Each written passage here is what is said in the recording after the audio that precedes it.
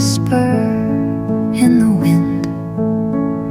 The ache stayed longer, my breath grew faint but holy, and with it came a quiet stirring, a reminder I'm still walking this sacred path with Jesus by my side.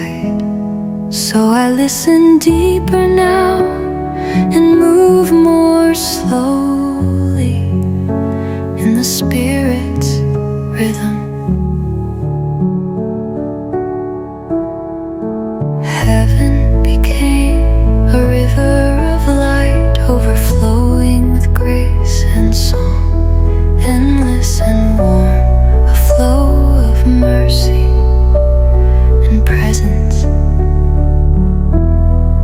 Still here, fewer plans, leaning into heaven's light. My soul asks for gentler days, and I return, moving softly, being still,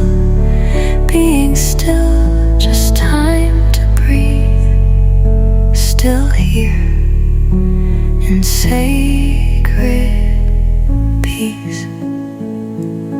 I carry every prayer with me, every word spoken in love, each gift of grace unfolding now into my spirit, into my breath. This dream that songs and spirit might give me more time, needs stillness to grow. So I remain in the garden and let it take root.